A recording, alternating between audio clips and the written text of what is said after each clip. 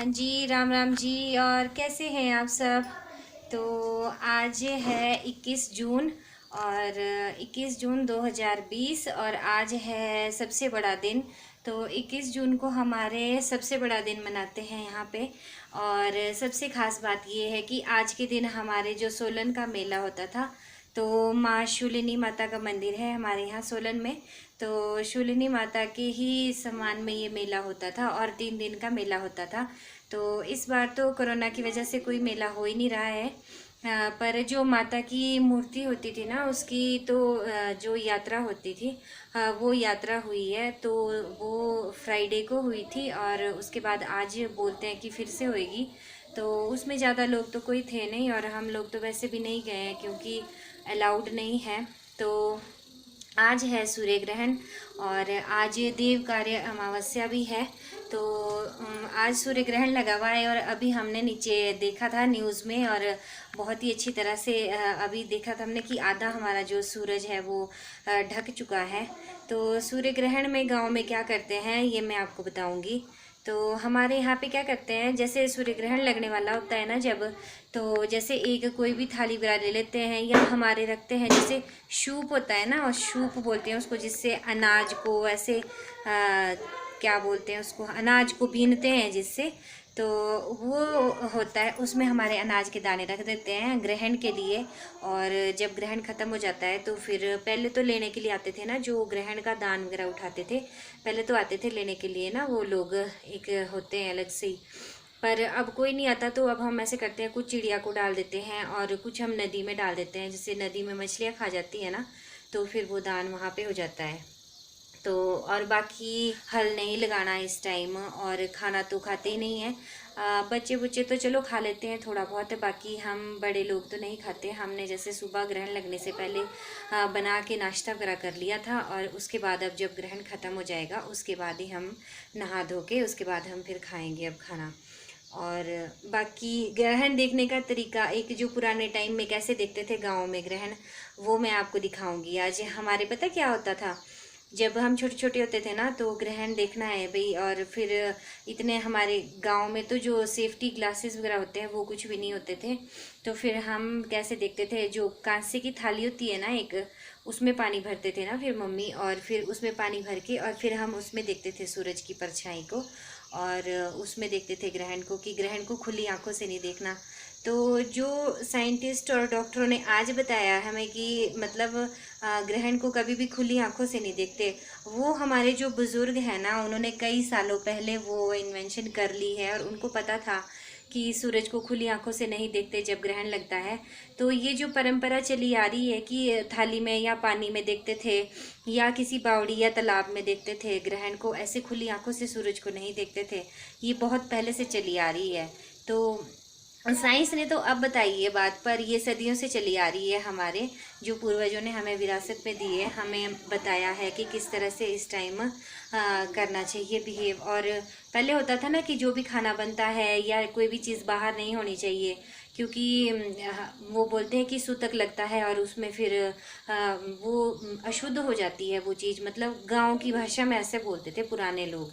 तो वही चीज़ें अब जो साइंस है वही बता रहा है अब कि अल्ट्रा वायलेट रेज आती हैं और वो उस चीज़ में चली जाती हैं, तो खुली आंखों से नहीं देखना। तो ये जो बातें हैं वो हमारे बुज़ुर्गों ने बहुत पहले बोल दी हुई हैं। तो ऐसा नहीं बोल सकते हम उनको कि वो अनपढ़ थे, लेकिन अनपढ़ होने के साथ साथ वो बहुत ज़्यादा समझदार थे और उनको हमसे ज़्यादा नॉलेज थी। तो उस हिसाब से उन्होंने वो रखा हुआ है कि पातक लगता है। और पहले भी होता है ना कि नहाना पड़ता है, तो अगर जैसे कई बार होता है कि बाहर घूम जाते हैं सूरज की रोशनी में, और जो वो अल्ट्रा वायलेट रेज निकलती हैं उस टाइम वो हमारी बॉडी में होती है, तो जो हमने पहने होते हैं, कोई भी कपड़े भी पहने होते हैं, वो उसमें भी चली जाती हैं। तो पहले के बुज़ुर्गों ने तो पहले ही रखा हुआ था कि जब ग्रहण ख़त्म होएगा तो उसके बाद स्नान करना है, और गंगा जल से स्नान करते थे। पहले गंगा जल डालेंगे थोड़ा सा और फिर उसके बाद उसमें पानी डालेंगे। और पहले तो ऐसे करते थे कि अगर जैसे होते हैं ना नदी नाले वगैरह होते हैं, वहाँ पे जाके स्नान करते थे कि अगर आप गंगा नहाने नहीं जा सकते तो आप आपके जो प्राकृतिक जल स्थल होते हैं ना, जैसे बावड़ी है या फिर नदी है, कोई भी खड्ड बहता है आपके गांव में, तो आप वहां पे जाके स्नान कर सकते हैं। तो उसका बहुत महत्व होता था। जैसे ग्रहण नहाने के लिए लोग हरिद्वार जाते हैं, ऋषिकेश जाते हैं, तो उनको वहां पे उसका फल मिलता है, तो उस हिसाब से होता था। तो वो सारी चीज़ें हमारे बुजुर्गों ने बहुत साल पहले इन्वेंट कर दी हुई हैं, और ये बहुत पहले से परंपरा बनी आ रही है। पहले से लोगों का ऐसा होता था कि ग्रहण काल में कोई नहीं खाएगा, और क्योंकि खाना दूषित हो जाता है। वो कारण यही था कि जो सूरज से नेगेटिविटी निकलती है वो सारी उन चीज़ों में चली जाती है।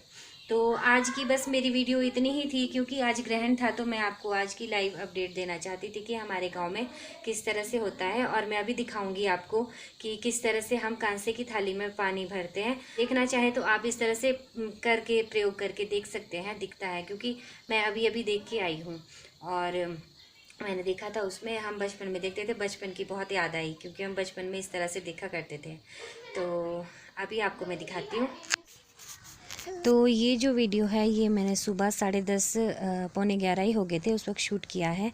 और देख सकते हैं, अगर आप ध्यान से देखेंगे तो मैंने कांसे की थाली में पानी भरा है और उसमें सूरज की परछाई दिख रही है। तो हवा चल रही थी, क्योंकि पानी हिल रहा था तो थोड़ी हिल रही है ये। तो ये देखिए। तो आज की वीडियो में बस इतना ही। आज के दिन बस सूर्य ग्रहण के बारे में ही मैं बताना चाहती थी। और आज क्योंकि बड़ा दिन है, तो आज के दिन वैसे सोलन का मेला होता था और हमारे घर में आज सिड्डू बनते थे, पर इस बारी नहीं बनाए। सोलन का मेला भी नहीं है और हमने सिड्डू भी नहीं बनाए हैं, क्योंकि बस ऐसा ही है, इस बारी हुआ कुछ कोरोना की वजह से कुछ मन ही नहीं कर रहा है और कुछ मेला भी नहीं है। तो आज तो बस हमने कुछ बनाया नहीं है। और ग्रहण है, सबसे बड़ी बात है कि ग्रहण है, तो अभी तो कोई फिर खाएगा नहीं। अब तो जब ग्रहण ख़त्म हो जाएगा उसके बाद ही सब नहा धो के खाएंगे।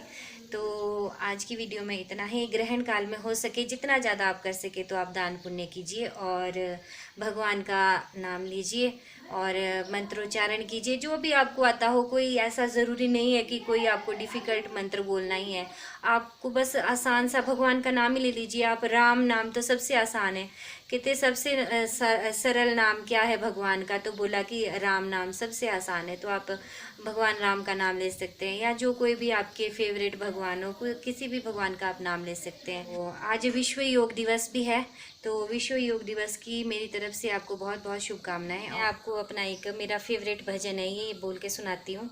और कोरोना की वजह से ना एक फ़ायदा हो गया है कि जो मोदी जी ने रामायण और महाभारत दोबारा से टेलीकास्ट करवाई, जो पुराने टाइम की थी, तो उसको बच्चों ने भी देखा है और सब ने बड़े खुश होके देखा है। और देखी तो बहुत बारी पहले भी है वैसे तो, पर एक होता है ना क्रेज़ देखने का कि पुरानी रामायण है, तो उसको देखते हैं। तो उसी का एक भजन है जो मैं आपको सुनाना चाहूँगी। ये तो मेरे को थोड़ा सा ही आता है, इतना मेरे को पूरा तो नहीं आता ये, जितना मुझे आता है थोड़ा सा मैं वो आपको सुनाऊँगी। तो जय सिया राम। हम कथा सुनाते राम सकल गुण धाम की, हम कथा सुनाते राम सकल गुण धाम की। ये रामायण है पुण्य कथा श्री राम की, ये रामायण है पुण्य कथा श्री राम की। जम्बूदीपे भरतखंडे आर्यावर्ते भारतवर्षे एक नगरी है, विख्यात अयोध्या नाम की। यही जन्मभूमि है परम पूज्य श्री राम की। हम कथा सुनाते राम सकल गुण धाम की। ये रामायण है पुण्य कथा श्री राम की, ये रामायण है पुण्य कथा श्री राम की। तो इतना ही मुझे आता है ये भजन, और कोशिश करूँगी पूरा सीखने की और आपको फिर पूरा बताऊँगी। तो आज की वीडियो में बस इतना ही, और मिलते हैं अगली वीडियो में। तो तब तक के लिए बाय बाय।